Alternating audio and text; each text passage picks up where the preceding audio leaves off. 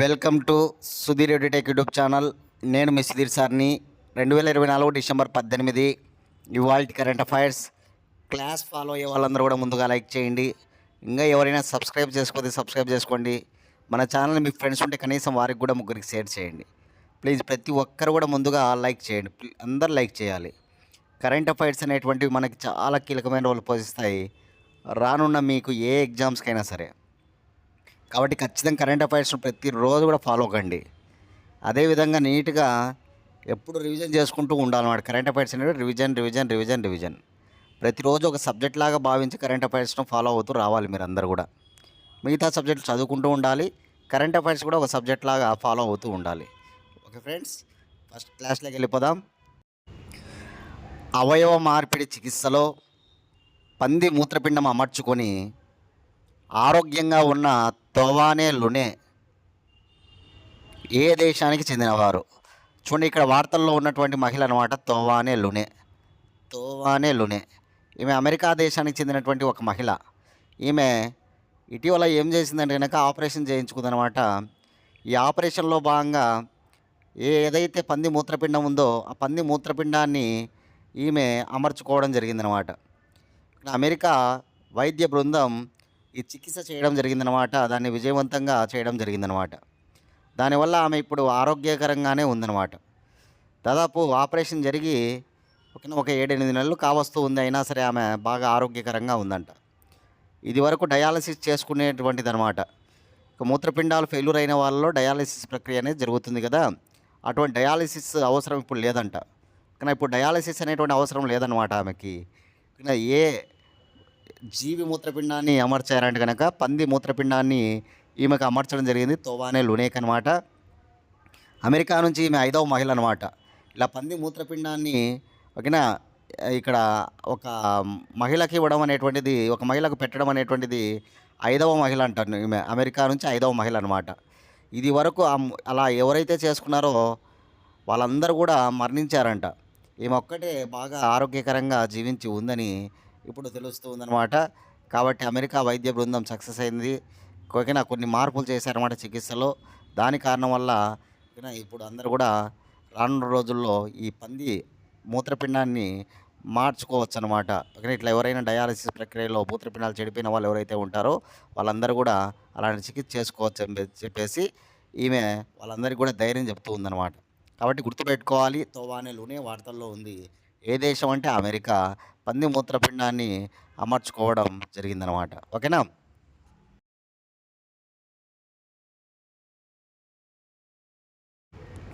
Second question, దేశంలోనే తొలిసారిగా ఇనుప గనిలో పూర్తిగా మహిళలతో ఒక షిఫ్ట్ను చేయబోతున్న గని ఏది?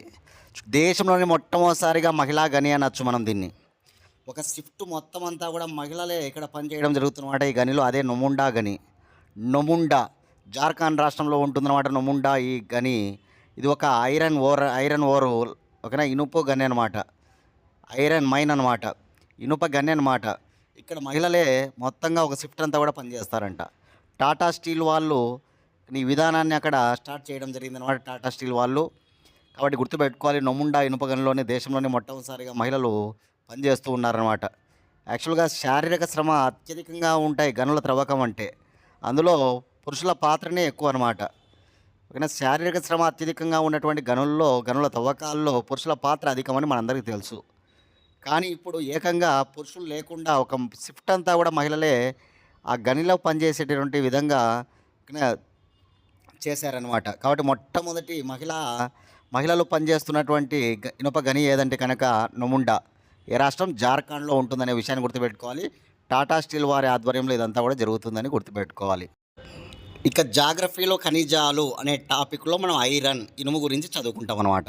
చూడండి, ఇనుము ఆధునిక నాగరికతకు వెన్నెముక లాంటిదన్నమాట. సింధులోయ ప్రజలకు తెలియని లోహం ఇనుమే, కానీ ప్రజెంట్ నాగరికతలో వెన్నెముక లాంటిది ఇనుమే. ప్రజెంట్ నాగరికతలో ఎక్కువగా వాడుతున్నటువంటిది ఇనుము అనమాట. కాబట్టి ఇనుము ఖనిజం గుర్తుపెట్టుకోవాలి, ఇంపార్టెంట్ అనమాట. భారతదేశంలో మొట్టమొదటి ఇనుప గని ఏదంటే కనుక సింగ్బమ్, జార్ఖండ్. భారతదేశంలో అతిపెద్ద ఇనుప గని ఏదంటే కనుక బైలడిల్లా, ఛత్తీస్గఢ్. ప్రపంచంలో ఇనుము ఉత్పత్తిలో ప్రథమ దేశం ఏదంటే Australia, 2 Brazil, 3 China, 4 India. India స్థానం 4వ స్థానం అన్నమాట. భారతదేశంలో ఇనుము ఉత్పత్తిలో ప్రథమ రాష్ట్రం ఏది అంటే కనుక ఒరిస్సా. ఫస్ట్ ఒరిస్సా, 2 ఛత్తీస్గఢ్, 3 కర్ణాటక, 4 జార్ఖండ్ అన్నమాట. గుర్తుపెట్టుకోవాలి, చాలా ఇంపార్టెంట్. ఇనుము అనగానే మనకి 4 రకాలుగా ఉంటుందన్నమాట. ఇనుములో ఫెర్రస్ శాతాన్ని బట్టి 4 రకాలు. అతి నాణ్యమైన ఇనుము మ్యాగ్నటైట్, రెండవది హెమటైట్, 3 లియోనైట్, 4 సెడరైట్ అనమాట. ఓకేనా. మ్యాగ్నటైట్లో 72% ఫెర్రస్ ఉంటుంది, హెమటైట్లో 60-70% ఫెర్రస్ ఉంటుంది, లియోనైట్లో 30-40% ఫెర్రస్ ఉంటుంది, సిడరైట్లో 30% ఫెర్రస్ ఉంటుందన్నమాట. కాబట్టి గుర్తుపెట్టుకోవాలి పర్సెంటేజెస్. మ్యాగ్నటైట్ను బ్లాక్ ఓర్ అంటారు, నలుపు రంగులో ఉంటుంది కాబట్టి. హెమటైట్ను రెడ్ ఓర్ అంటారు, ఎరుపు రంగులో ఉంటుంది. లియోనైట్ను బ్రౌన్ ఓర్ అంటారు, గోధుమ వర్ణంలో ఉంటుంది. సిడరైట్ను కార్బొనేట్ ఓర్ అని పిలుస్తారు, కార్బొనేట్ ఓర్. పేర్లు గుర్తుపెట్టుకోవాలి. ఎక్కువగా వాడుతున్నటువంటి ఇనుము భారతదేశంలో ఏదంటే కనుక మ్యాగ్నటైట్ అనమాట. ఎక్కువగా ఉన్నటువంటిది మ్యాగ్నటైటే, గుర్తుపెట్టుకోవాలి. ఎక్కువగా మ్యాగ్నటైటే. ఓకేనా.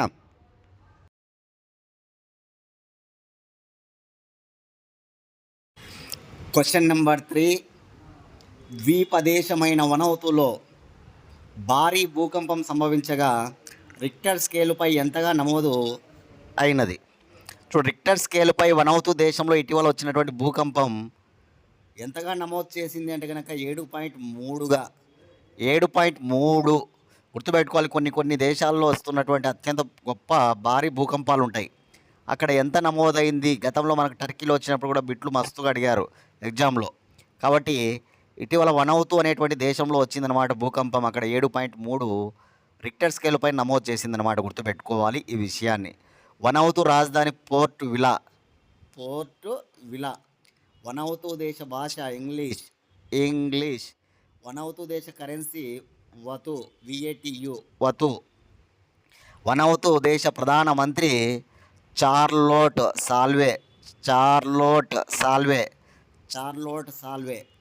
సాల్వే ప్రధానమంత్రి వనౌతుకు. కాబట్టి ఇక్కడ భూకంపం 7.3 నమోదు చేసిందనమాట. గుర్తుపెట్టుకోవాలి వనౌతు దేశంలో.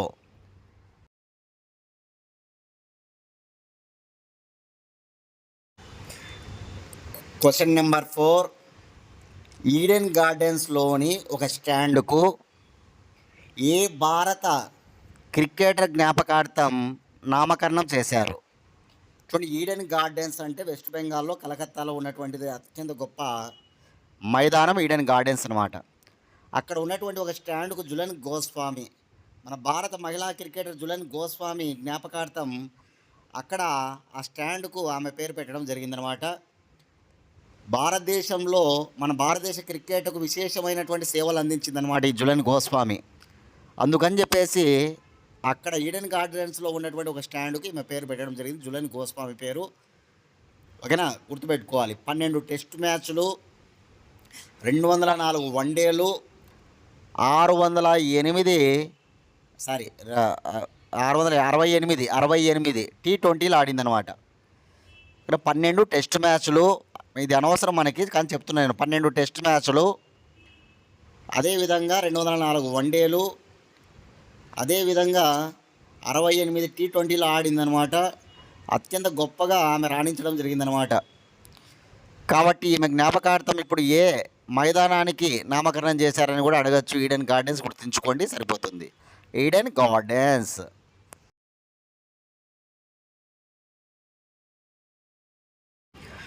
Question number 5. 46 ఏళ్ల తర్వాత 2024 డిసెంబర్ నెలలో తెరవబడి వార్తల్లో ఉన్నటువంటి సంబల్ కగ్గు సరాయిలో గల భస్మశంకర్ ఆలయం ఏ రాష్ట్రంలో కలదు? భస్మశంకర్ ఆలయం అన్నమాట.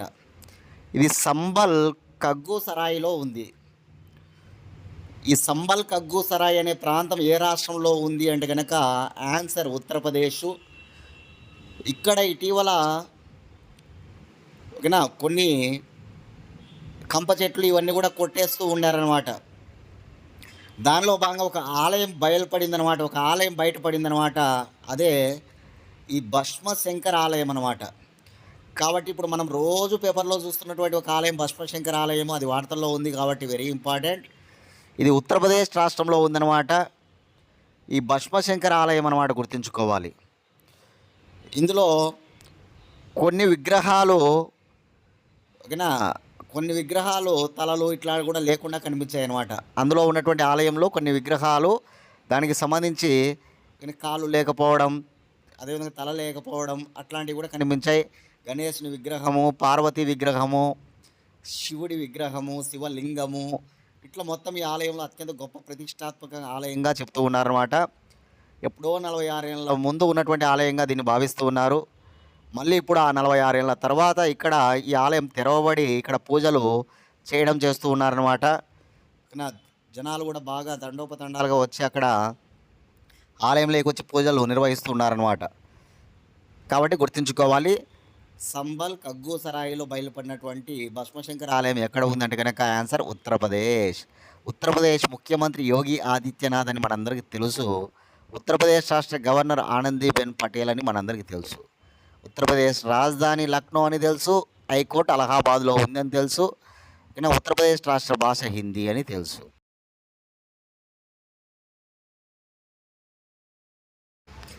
క్వశ్చన్ నెంబర్ 6, భారత వ్యవసాయ పరిశోధనా మండలి ఆధ్వర్యంలో భారతదేశంలో ఎక్కడ చిరుధాన్యాల పరిశోధనా కేంద్రం ఏర్పాటు చేస్తున్నది?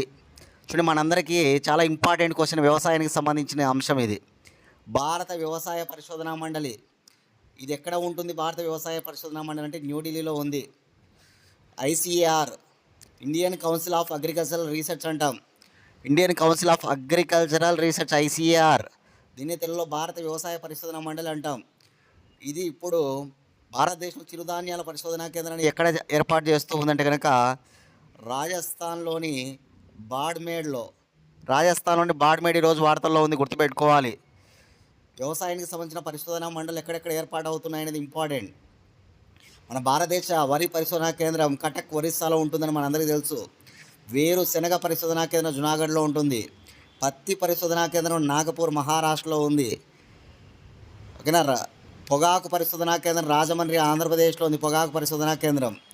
కాఫీ పరిశోధనా కేంద్రం చిక్మంగళూరు కర్ణాటకలో ఉంది. తేయాకు పరిశోధనా కేంద్రం జోర్హాట్ అస్సాంలో ఉంది.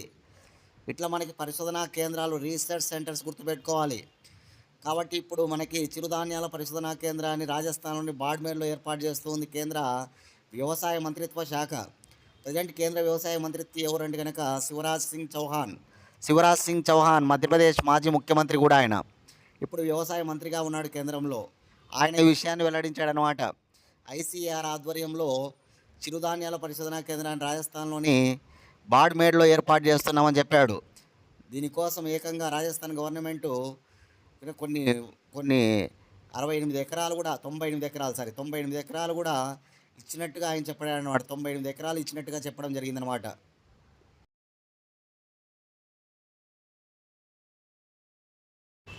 క్వశ్చన్ నెంబర్ 7, 2024 డిసెంబర్ 18న జరిగిన మంగళగిరి ఎయిమ్స్ తొలి స్నాతకోత్సవం ముఖ్య అతిథిగా ఎవరు హాజరయ్యారు? చూడండి, మంగళగిరి ఎయిమ్స్ తొలి స్నాతకోత్సవం జరిగిందనమాట. మొట్టమొదటిదనమాట ఇది. దీనికి సంబంధించి ఎవరు ముఖ్య అతిథిగా హాజరయ్యారంటే కనుక ఆన్సర్ రాష్ట్రపతి ద్రౌపది ముర్ము గారు. రాష్ట్రపతి ద్రౌపది ముర్ము గారు ఈ మంగళగిరిలో జరిగినటువంటి ఎయిమ్స్ తొలి స్నాతకోత్సవానికి ఆమె ముఖ్య అతిథిగా హాజరు కావడం జరిగింది. సేవా దృక్పథంతోనే వైద్య రంగం మరింత పేరు సంపాదిస్తుందని చెప్పి ఆమె చెప్పడం జరిగిందనమాట. సేవా దృక్పథాన్ని కలిగి ఉండాలి వైద్యులందరూ కూడా అని చెప్పి చెప్పడం జరిగిందనమాట. ఇక అంతేకాదు అందరూ కూడా యోగాను చేయమని, ఇక ధ్యానం చేయమని ఆమె పిలుపు ఇవ్వడం జరిగిందనమాట. ఇక గుర్తుపెట్టుకోవాలి, రాష్ట్రపతి ద్రౌపది ముర్ము గారు హాజరయ్యారు. అదేవిధంగా ముఖ్యమంత్రి చంద్రబాబు నాయుడు, రాష్ట్ర ఆరోగ్య మంత్రి సత్యకుమార్. రాష్ట్ర ఆరోగ్య మంత్రి ఎవరు? ఆంధ్రప్రదేశ్ రాష్ట్ర ఆరోగ్య మంత్రి అంటే సత్యకుమార్. వీళ్ళందరూ కూడా హాజరు కావడం జరిగినమాట. ఎయిమ్స్ డైరెక్టర్ వీళ్ళందరూ కూడా హాజరు కావడం జరిగింది. ముఖ్య అతిథి ఎవరంటే మాత్రం రాష్ట్రపతి ద్రౌపది ముర్ము గారు రావడం జరిగింది. గుర్తుంచుకోవాలి.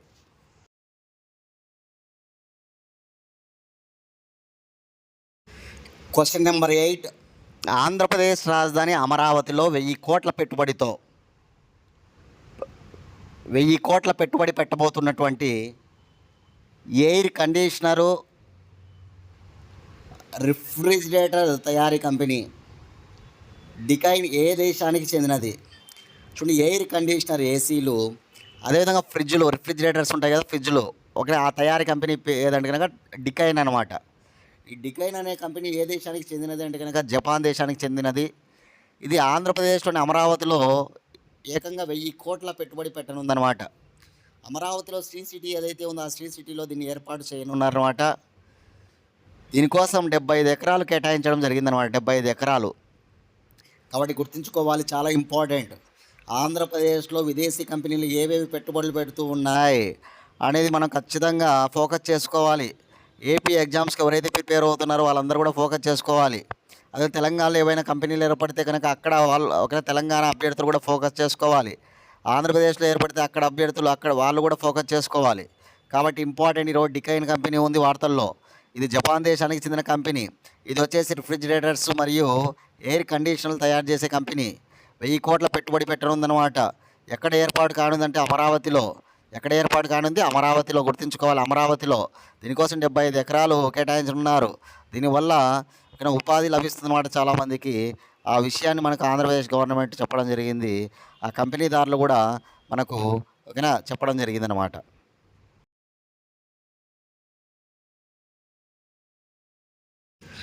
Ninth question. Stella L Panama నౌకలో అక్రమంగా తరలిస్తున్నటువంటి 1320 టన్నుల పేదల బియ్యంను ఏ పోర్టులో కనుగొన్నారు? చూడండి, కాకినాడ పోర్ట్ ఇప్పుడు వార్తల్లో ఉంది, మనందరికీ తెలుసు. కాకినాడ పోర్టు అందరికీ తెలిసిన విషయమే ఇది. ఎందుకంటే స్టెల్లా ఎల్ పనామా అనేటువంటి నౌక 1320 టన్నుల బియ్యాన్ని తీసుకువెళ్తూ ఉందన్నమాట. ఇది యాక్చువల్గా రేషన్కు సంబంధించిన బియ్యం, అంటే మనకి పేదల బియ్యం అన్నమాట. అటువంటి బియ్యాన్ని కనుగొన్నారనమాట ఈ స్టెల్లా ఎల్ పనామా నౌకలో. ఇది ఇతర దేశాలకు తరలిస్తూ ఉన్నారన్నమాట ఈ నౌకలో ఆ బియ్యాన్ని. 1320 టన్నులు అంటే ఆషామాషి కాదనమాట. అటువంటిది కనుగొన్నారు. అంటే ఇదివరకు యథేచ్ఛగా సాగుతూ ఉన్నటువంటిది అనమాట. ఇప్పుడు అది ఫుల్ స్టాప్ పడబోతూ ఉందన్నమాట. పేదల బియ్యం ఎంతో అలా ఇతర దేశాలకు నౌకల్లో వెళ్ళింది అనేటువంటిది మనకు అర్థమవుతూ ఉంది. ఇప్పుడు కనుగొనడం వల్ల ఖచ్చితంగా అది దానికి ఫుల్ స్టాప్ పడే అవకాశం ఉందన్నమాట. మనందరికీ తెలుసు, ఓకేనా, మనకి ఇటీవల ఈ కాకినాడ పోర్టుకు మనకి ఎవరైతే ఈ ఉప ముఖ్యమంత్రి పవన్ కళ్యాణ్ ఉన్నారో ఆయన వెళ్ళడం జరిగిందనమాట. ఆ పోర్ట్లో ఉన్నటువంటి బియ్యాన్ని ఆయన అక్కడ ఉన్నటువంటి అధికారులందరూ కూడా ఆ బియ్యం గురించినటువంటి సమాచారాన్ని అందించడం జరిగిందనమాట. నాదెండ్ల మనోహర్ అనేటువంటి వ్యక్తి కూడా మనకి మినిస్టర్ కదా, పౌర సరఫరాల మంత్రి అనమాట. ఆ పౌర సరఫరాల మంత్రి నాదెండ్ల మనోహర్ గారు పవన్ కళ్యాణ్ అక్కడికి తీసుకుని వెళ్ళి అదంతా కూడా ఆయనకు తెలియజేయడం జరిగిందనమాట. ఓకేనా, మనకు ఆ షిప్ను సీజ్ చేయమని కూడా ఆయన చెప్పడం జరిగింది. మనం విన్నాం ఆ వార్త అంతా కూడా. కాబట్టి ఈరోజు స్టెల్లా ఎల్ పనామా అనే నౌక వార్తల్లో ఉంది. అది ఏ పోర్టు అంటే కాకినాడ పోర్టులో జరిగింది అదంతా కూడా. కాబట్టి గుర్తుపెట్టుకోవాలి, ఎన్ని కిలోల బియ్యం అంటే 1320 టన్నుల బియ్యం అన్నమాట. అది పేదల బియ్యం అన్నమాట. ఓకేనా, రైట్.